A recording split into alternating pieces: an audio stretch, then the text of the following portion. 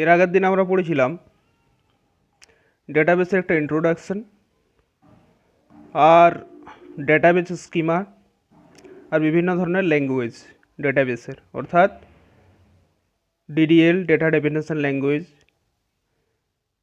DML data manipulation language আর DCL data control language. এবং তার সঙ্গে পড়েছিলাম ডেটাবেস এবং ডেটাবেসের বিভিন্ন স্কিমা, ইনস্ট্যান্স, ঠিক আছে। এর সঙ্গে পড়েছিলাম ডেটা ডিকশনারি, মেটা ডেটা ইত্যাদি। প্রতিটাই খুব গুরুত্বপূর্ণ। তো এই জিনিসগুলো ভালো করে দেখতে হবে। এগুলো থেকে শর্ট কোশ্চেন প্রায়ই আসে পরীক্ষাতে, এগুলো মনে রাখা খুব প্রয়োজন, বিশেষ করে এইবারে পরীক্ষার জন্য। তো আজকে যেটা শুরু করতে যাচ্ছি সেটা হলো ডেটাবেস ম্যানেজমেন্ট সিস্টেমের উপাদান। তো ডেটাবেস ম্যানেজমেন্ট সিস্টেম জিনিসটা কি আমরা আগেই দেখেছি ইন্ট্রোডাকশন ক্লাসে এবং বিস্তারিতভাবে আলোচনা হয়েছে। ডেটাবেস ম্যানেজমেন্ট সিস্টেম হচ্ছে পরস্পরের সম্পর্কযুক্ত তথ্য এবং সেই তথ্যের অ্যানালিসিস বা পর্যালোচনা করার জন্য প্রয়োজনীয় যে প্রোগ্রামগুলো থাকে সেগুলো সমষ্টি।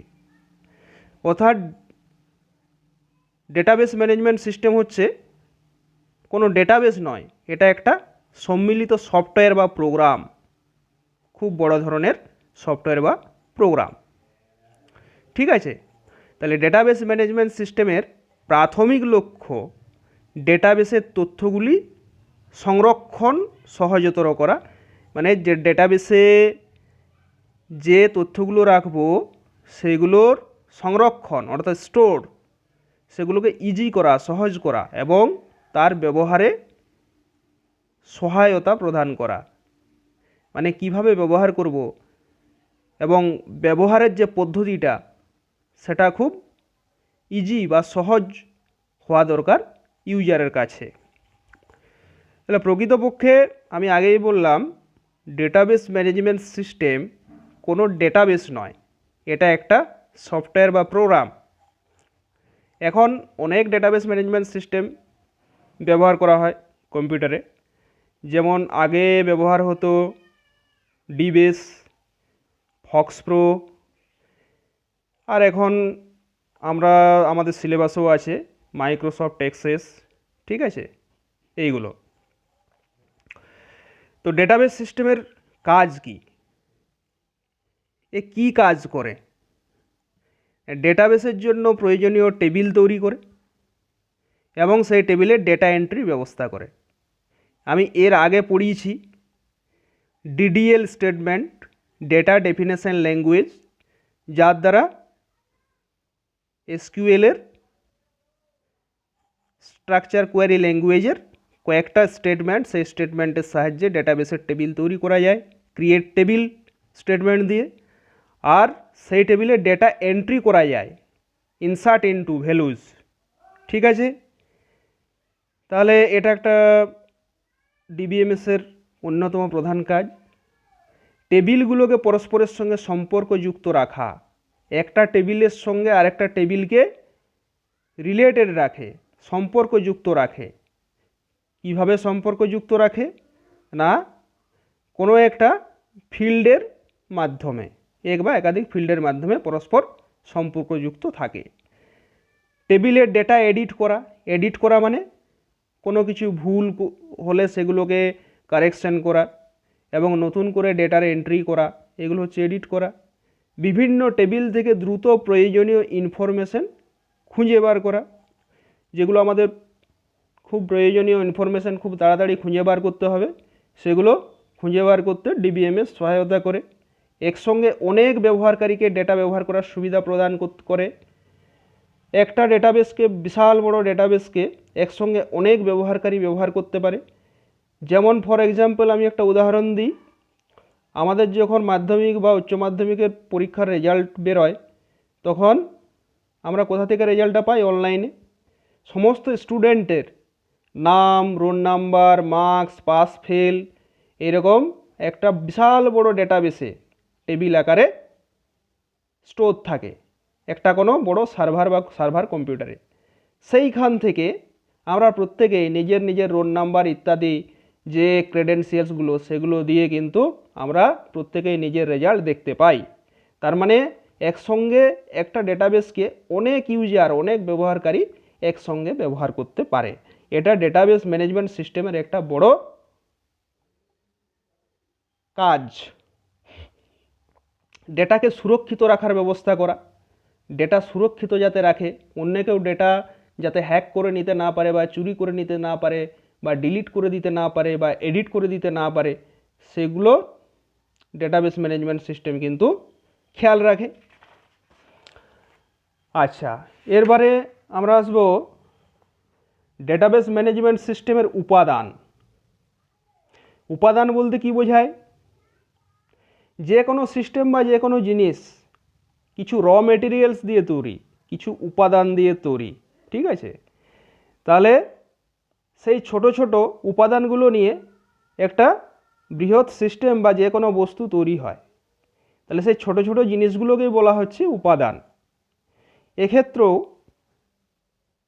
ডিবিএমএস বা ডেটাবেস ম্যানেজমেন্ট সিস্টেমের স্ট্রাকচারটা তৈরি করার জন্য কিছু উপাদান বা কম্পোনেন্টের কিন্তু প্রয়োজন আছে।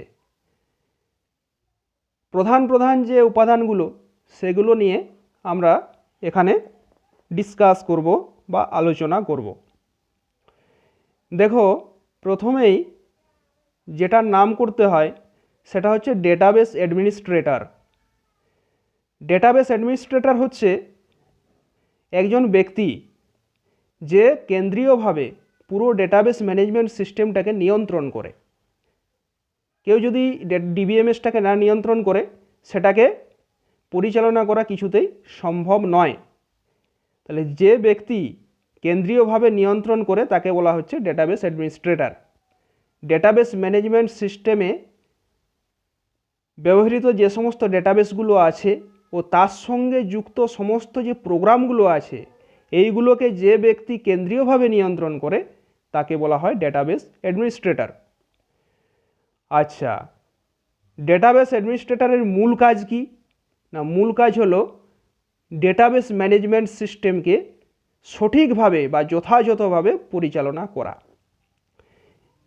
যেমন উদাহরণ দিলে বুঝতে পারবে, বিভিন্ন ব্যবহারকারীর প্রয়োজনীয় ইনফরমেশন সংগ্রহ করা, যে সকল ডেটা সঞ্চয় করা প্রয়োজন তা সঠিকভাবে আইডেন্টিফাই বা চিহ্নিত করা, ডেটাকে আদর্শায়ন করা বা বাস্তবিত করা, ঠিক আছে? এগুলো হচ্ছে ডেটাবেস অ্যাডমিনিস্ট্রেটরের অন্যতম প্রধান দায়িত্ব বা কাজ। ডেটাবেস অ্যাডমিনিস্ট্রেটরকে ডেটার নিরাপত্তা এবং বৈধতার রক্ষার দায়িত্ব কিন্তু নিতে হয়, কারণ ডেটাবেস ম্যানেজমেন্ট সিস্টেমের ভিতর যে ডেটাগুলো থাকবে, টেবিলের ভিতর যে ডেটাগুলো থাকবে সেগুলোর বৈধতা রক্ষা করতে হবে এবং তার নিরাপত্তাটাও বজায় রাখতে হবে। এটা কিন্তু ডিবিএ বা ডেটাবেস অ্যাডমিনিস্ট্রেটরের একটা অন্যতম প্রধান কাজ। তাই ডিবিএমএস ব্যবহারকারীদের জন্য প্রয়োজনীয় হার্ডওয়্যার এবং সফটওয়্যার নির্বাচন করতে হয়। যারা ডিবিএমএস ব্যবহারকারী আছে সেই ব্যবহারকারীদের জন্য উপযুক্ত হার্ডওয়্যার এবং সফটওয়্যারগুলো কিন্তু ডিবিএ নির্বাচন করে যে কোনটা কার লাগবে। নিচে ডেটাবেস অ্যাডমিনিস্ট্রেটরের কিছু আমরা কাজ দেখব। আচ্ছা, পরীক্ষায় এগুলো পড়ে যে ডিবিএ কাকে বলে, ডিবিএর ফুল ফর্ম কি, ডেটাবেস অ্যাডমিনিস্ট্রেটরের কয়েকটি কাজ লিখো, এই ধরনের কিন্তু পরীক্ষায় পড়ে। তাহলে কয়েকটা কাজ আমরা দেখব কি কি না, বিভিন্ন ডেটাবেস ব্যবহারকারীকে ভিন্ন ভিন্ন কাজের অনুমতি প্রদান করা, ঠিক আছে?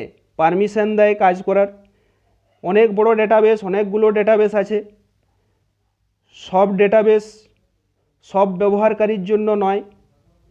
যার যেটা কাজে লাগবে সে ডিবিএ সেটা দেখে নেয় এবং আইডেন্টিফাই করে নেয় এবং সেই ইউজারকে সেইটুকু পোর্শনেই ব্যবহার করতে দেয়, অনুমতি দেয়, ঠিক আছে? বিভিন্ন ডেটাবেস ব্যবহারকারীর জন্য প্রয়োজনীয় হার্ডওয়্যার এবং সফটওয়্যার ঠিক করে দেয়, নির্বাচন করে। কার কোনটা হার্ডওয়্যার লাগবে, কার কি সফটওয়্যার লাগবে, এটা কিন্তু ডেটাবেস অ্যাডমিনিস্ট্রেটর ঠিক করে দেয়। কী প্রকার ডেটা ডিস্কে স্টোর থাকবে এবং ওই ডেটাগুলি কীভাবে ব্যবহৃত হবে তা ঠিক করে। ধরো ডিস্ক আছে, সেখানে কী ধরনের ডেটা থাকবে, অডিও ডেটা থাকবে না ভিডিও ডেটা থাকবে না টেক্সট না গ্রাফিক্স, ঠিক আছে, এবং ওই ডেটাগুলি কিভাবে ব্যবহার হবে সেটাও কিন্তু স্থির করে দেবে। ডেটার যে নিরাপত্তা এবং বৈধতা রক্ষার দায়িত্ব নেই, এটা আমি আগেই বললাম।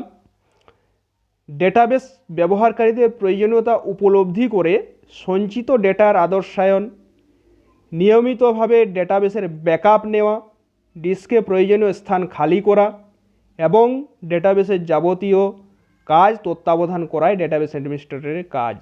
এখানে একটা নতুন জিনিস আছে দেখো, সেটা হচ্ছে ব্যাকআপ নেওয়া। এই জিনিসটা কি তোমরা অনেকেই জানো যে ব্যাকআপ নেওয়া মানে আমরা কম্পিউটারে যে কাজটা করি সেটা হার্ড ডিস্কে স্টোর করা ছাড়াও আমরা সেটা পেন ড্রাইভ বা অন্য হার্ড ডিস্ক বা অন্য কোনো স্টোরেজ ডিভাইসে সেটাকে স্টোর করে রাখি। যদি কোনো কারণে কম্পিউটারটা ব্রেকডাউন করে তাহলে আমরা যেখানে স্টোর করে রেখেছি সেই জায়গা থেকে কিন্তু ওই ডেটাগুলো পুনরায় পেয়ে যাব। এই জিনিসটাকে বলা হয় ব্যাকআপ, ঠিক আছে। আচ্ছা, database administrator data definition language বা ডিডিএল এর নির্দেশ ব্যবহার করে মূল ডেটাবেসের গঠন বা ডেটাবেস স্কিমা তৈরি করে। আমি যখন স্কিমা পড়িয়েছিলাম ডেটাবেস স্কিমা, তখন আমি বলেছিলাম বারবার যে ডেটাবেস অ্যাডমিনিস্ট্রেটর ডিডিএল এর সাহায্যে বা ডেটা ডেফিনেশন ল্যাঙ্গুয়েজের সাহায্যে কিন্তু যে মূল ডেটাবেসগুলোর গঠন বা ডেটাবেস স্কিমা সেগুলো তৈরি করে। আচ্ছা, এই গেল একটা উপাদান হচ্ছে ডেটাবেসের, সেটা হচ্ছে database administrator. Database administrator is nothing but a person, এটা মনে রাখতে হবে। এবার আছে ডেটা ম্যানেজার। ডেটা ম্যানেজার কি? এখানে কথাটা শুনে মনে হতে পারে যে ডেটা ম্যানেজার একজন ব্যক্তি, কিন্তু আদৌ কিন্তু এ কোনো ব্যক্তি নয়, এটি হচ্ছে একটা প্রোগ্রাম বা সফটওয়্যার বা পার্ট অফ প্রোগ্রাম। এর কাজ কি? ডেটাবেসে সঞ্চিত ডেটা সিস্টেমের বিভিন্ন অ্যাপ্লিকেশন, প্রোগ্রাম এবং কোয়ারির মধ্যে একটা যোগসূত্র গঠন করে, ঠিক আছে। তো ডেটাবেসে যেসব ডেটাগুলো সঞ্চিত হয়, এই সঞ্চিত ডেটাগুলোর সঙ্গে বিভিন্ন অ্যাপ্লিকেশন, প্রোগ্রাম এবং বিভিন্ন কোয়ারি মানে কম্পিউটারকে যে কমান্ড দেওয়া হয় সেই কমান্ডটাকে বলা হয় কোয়ারি, ঠিক আছে, যার সাহায্যে আমরা আমাদের কাঙ্ক্ষিত তথ্যগুলো জানতে পারি। এইগুলোর মধ্যে কিন্তু যোগসূত্র রচনা করে এই ডেটাবেস ম্যানেজার নামক সফটওয়্যার বা প্রোগ্রামটি। ডেটাবেস ম্যানেজার ফাইল ম্যানেজারের সঙ্গে যুক্ত হয়ে অপারেটিং সিস্টেমের নির্ধারিত ফাইল সিস্টেম অনুযায়ী ডিস্কে সঞ্চিত মূল ডেটাকে পরিচালনা করে। এছাড়াও ডেটাবেস ম্যানেজার ডেটা ম্যানিপুলেশন ল্যাঙ্গুয়েজের নির্দেশকে লো লেভেল ফাইল সিস্টেমে রূপান্তরিত করে। লো লেভেল মানে আমরা যে ডেটা ডেফিনেশন ল্যাঙ্গুয়েজের সাহায্যে কাজ করি বা ডিএমএল ডেটা ম্যানিপুলেশন ল্যাঙ্গুয়েজের সাহায্যে কাজ করি, এটাকে কি হয় না লো লেভেল ফাইল সিস্টেমে রূপান্তরিত করে, মানে মেশিন ল্যাঙ্গুয়েজ অর্থাৎ 0-1-এ কনভার্ট করে। ডেটাবেস ম্যানেজারের বিশেষ যে কাজগুলো সেগুলো আমরা দেখব কি কি না ডেটাকে অক্ষুণ্ণ রাখা এবং ডেটার নিরাপত্তা প্রদান করা, ডেটা ব্যাকআপ এবং ডেটা রিকভারি পুনরুদ্ধার করা, ডেটার অখণ্ডতা এবং স্বাতন্ত্র্যতা বজায় রাখা। এইগুলো হচ্ছে ডেটাবেস ম্যানেজার নামক প্রোগ্রামটার মূল কাজ। এটা গেল ডেটাবেস ম্যানেজার। এবার ট্রানজ্যাকশন ম্যানেজার আছে। তাহলে ট্রানজ্যাকশন ম্যানেজারটা কি না এটাও একটা প্রোগ্রাম, এ কোনো পার্সন নয়। ডেটাবেস ঠিকমতো যথাযথ অবস্থানে সংরক্ষণ করা হয়েছে কি না তা লক্ষ্য রাখা ট্রানজ্যাকশন ম্যানেজারের কাজ। ডেটাবেসটা আমরা যে জায়গাতে স্টোর করার কথা, সেভ করে রাখার কথা, সেই জায়গায় ঠিকঠাকভাবে স্টোর হয়েছে কি না সেটার একমাত্র লক্ষ্য রাখে ট্রানজ্যাকশন ম্যানেজার। ঠিক আছে, এটাই ট্রানজ্যাকশন ম্যানেজারের মূল কাজ। ডিবিএমএস এর অন্য কোনো রূপ কাজে অন্য কোনো রূপ যাতে ব্যাঘাত না ঘটে, ট্রানজ্যাকশন ম্যানেজার তার কাজ যথাযথভাবে সম্পন্ন করে। অর্থাৎ ডিবিএমএস আমরা যখন কাজ করব তখন কিন্তু যাতে কোনোরূপ কাজে ব্যাঘাত না ঘটে সেই দিকটা কিন্তু ট্রানজ্যাকশন ম্যানেজার খেয়াল রাখে। ফাইল ম্যানেজারটা কি? ফাইল ম্যানেজারও একটা প্রোগ্রাম। স্টোরেজ ডিভাইসগুলিতে যেমন hard disk, floppy disk, CD ইত্যাদি ডেটাবেসের জন্য প্রয়োজনীয় জায়গা নির্বাচন করাই হচ্ছে ফাইল ম্যানেজারের কাজ। আমরা ক্লাস 11-এ পড়েছিলাম এই যে hard disk, floppy disk, CD, এগুলো আমরা ক্লাস 11-এ পড়েছিলাম। এগুলোর কি কাজ না, এগুলো মাস ভলিউম, অর্থাৎ এগুলোর কোনো বড় ফাইলের ব্যাকআপ নেওয়া যায় এগুলোর মধ্যে। তাহলে স্টোরেজ ডিভাইসগুলিতে, এই সব স্টোরেজ ডিভাইসগুলিতে ডেটাবেসের জন্য প্রয়োজনীয় জায়গা নির্বাচন করে কে? File manager. তার এটাই কাজ। Hard disk, floppy disk, CD ইত্যাদি ডিভাইসগুলিতে প্রয়োজনীয় জায়গা নির্বাচন করে। ঠিক আছে, যে এই জায়গায় ডেটাবেসগুলো স্টোর হবে। ফাইলের জন্য উপযুক্ত স্ট্রাকচার গঠন এবং তার জন্য ডেটাবেসে প্রয়োজনীয় জায়গা নির্বাচন ইত্যাদি কাজগুলির দায়িত্ব হলো ফাইল ম্যানেজারের কাজ। আচ্ছা, এবারে আছে ডিস্ক ম্যানেজার। এটাও একটা প্রোগ্রাম। ডিস্ক ম্যানেজারের কাজ কি না, এর কাজ হলো স্টোরেজ ডিভাইসগুলি থেকে, অর্থাৎ আমরা ওই যে বললাম hard disk, floppy disk, CD ইত্যাদি থেকে ডেটাকে অথবা ফাইলকে মূল মেমোরিতে রাখা। মূল মেমোরি মানে র্যামে তুলে নিয়ে আসা, র্যান্ডাম অ্যাক্সেস মেমোরি। এটা আমরা ক্লাস 11-এ পড়েছিলাম। কেন র্যামে তুলে আনার প্রয়োজন হয় সেটা আমরা জানি। এবং কোন কোন ডেটাকে ক্যাশ মেমোরিতে পাঠাতে হবে তা নির্বাচন করা। ক্যাশ মেমোরি নিশ্চয়ই সবারই মনে আছে, র্যাম এবং এই হার্ড ডিস্ক এবং র্যামের মাঝখানে থাকে ক্যাশ মেমোরি। ঠিক আছে, তাহলে আমরা জানি ক্যাশ মেমোরি খুব ফাস্ট মেমোরি। তাহলে ডিস্ক ম্যানেজার ইনপুট আউটপুটের কাজও সম্পন্ন করে থাকে। তার মানে ডিস্ক ম্যানেজারের কাজটা বেশি, মূল কাজ এর। সে তুলে নিয়ে আসে, যেখানে হার্ড ডিস্ক বা ফ্লপি ডিস্ক থেকে সমস্ত ডেটাবেসকে মেন মেমোরিতে তুলে নিয়ে আসে কাজের জন্য, এবং কোন কোনগুলোকে ক্যাশ মেমোরিতে রাখতে হবে, মানে যেগুলো আমাদের সবথেকে বেশি দরকার সেই জিনিসগুলোকে ক্যাশ মেমোরিতে রাখবে। ঠিক আছে, যেগুলো ফ্রিকোয়েন্টলি আমাদের দরকার হবে। তাহলে ডিস্ক ম্যানেজারের ইনপুট আউটপুট কাজও সম্পন্ন করে থাকে। আবার ইনপুট আউটপুট কাজটাও কিন্তু সম্পন্ন করে থাকে। ফাইল ম্যানেজারের যে সকল ফাইলকে চেয়ে পাঠায় স্টোরেজ মিডিয়া থেকে সেগুলি পরিবহন করে নিয়ে যাওয়া ডিস্ক ম্যানেজারের কাজ, যেটা আমি বললাম। ঠিক আছে, এবারে হচ্ছে সফটওয়্যার ইঞ্জিনিয়ার। সফটওয়্যার ইঞ্জিনিয়ার কিন্তু একজন ব্যক্তি, এটা প্রোগ্রাম নয়। তাহলে এর কি কাজ? সিস্টেম বিশ্লেষক বা সিস্টেম অ্যানালিস্ট এবং প্রোগ্রামারদের ডিবিএমএস এর সফটওয়্যার ইঞ্জিনিয়ার বলা হয়। যারা সিস্টেম অ্যানালিস্ট, পুরো কম্পিউটার সিস্টেমটাকে খুব ভালো করে যারা বোঝে এবং খুব অভিজ্ঞ হয় এনারা, এদের বলা হয় সিস্টেম বিশ্লেষক বা সিস্টেম অ্যানালিসিস। এবং প্রোগ্রামার, যে তোমরা এত কিছু কম্পিউটারে দেখছো, এই সফটওয়্যারগুলো যারা লিখে তৈরি করে তাদের বলা হয় প্রোগ্রামার। এদেরকে ডিবিএমএস এর ভাষায় কি বলা হয়? Software engineer. মনে রাখবে এদের কাজ কি? এদের কাজ হলো ডিবিএমএস বা ডেটাবেস ম্যানেজমেন্ট সিস্টেম ব্যবহারকারীদের প্রয়োজন অনুযায়ী সিস্টেম নির্ধারণ করা। ডিবিএমএস ব্যবহারকারী আছে, মানে ইউজার আছে, তাদের যা যা প্রয়োজন সেই প্রয়োজন অনুযায়ী সিস্টেমটা এরা ঠিক করে দেয়। সেই সিস্টেম অনুযায়ী অ্যাপ্লিকেশন প্রোগ্রামারগণ বিভিন্ন অ্যাপ্লিকেশন প্রোগ্রাম তৈরি করে, যার দ্বারা প্রান্তিক ব্যবহারকারীরা ডেটাবেস অ্যাক্সেস করে প্রয়োজনীয় কাজ সম্পাদন করে। মানে দেখো জিনিসটা পুরো ধাপে ধাপে হয়। সফটওয়্যার ইঞ্জিনিয়াররা কী করে? যে তারা প্রয়োজনটা বোঝে ডেটাবেস ডিবিএমএস ব্যবহারকারীদের কি কি প্রয়োজন, এবং সেই অনুযায়ী সিস্টেমটা রেডি করে দেয় সফটওয়্যার ইঞ্জিনিয়াররা, এবং সেই সিস্টেম অনুযায়ী কারা প্রোগ্রাম করে, অ্যাপ্লিকেশন প্রোগ্রামাররা, তারা প্রোগ্রামটা তৈরি করে যেটা সফটওয়্যার ইঞ্জিনিয়াররা বলে দেয়। এবং সেই তৈরি যে প্রোগ্রাম বা সফটওয়্যার যার দ্বারা প্রান্তিক ব্যবহারকারী মানে যারা ইউজার তারা কিন্তু ডেটাবেস অ্যাক্সেস করে তাদের প্রয়োজনীয় কাজটা সম্পাদন করে। এবারে আছে প্রান্তিক ব্যবহারকারী এন্ড ইউজার।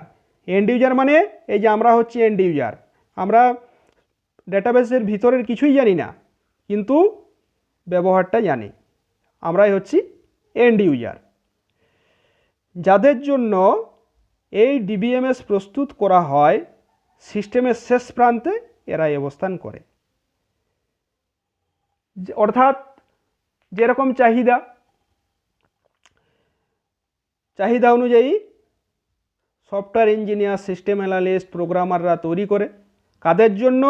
না যারা ব্যবহারকারী তাদের জন্য, এরাই হচ্ছে কনজিউমার। যাদের জন্য এই ডিবিএমএস প্রস্তুত করা হয় সিস্টেমের শেষ প্রান্তেই এরা থাকে, একদম লাস্টে।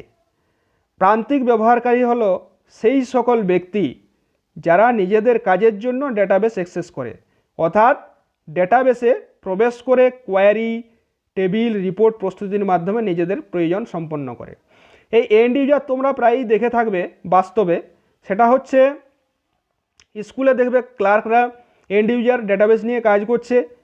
আরও একটা ভালো উদাহরণ হচ্ছে তোমরা যদি ব্যাংকে যাও, ব্যাংকে দেখবে অনেক ক্লার্ক, বিভিন্ন ক্লার্ক বসে বসে কিন্তু প্রত্যেকে ডেটাবেসের উপর কাজ করছে, এরা হচ্ছে এন্ড ইউজার।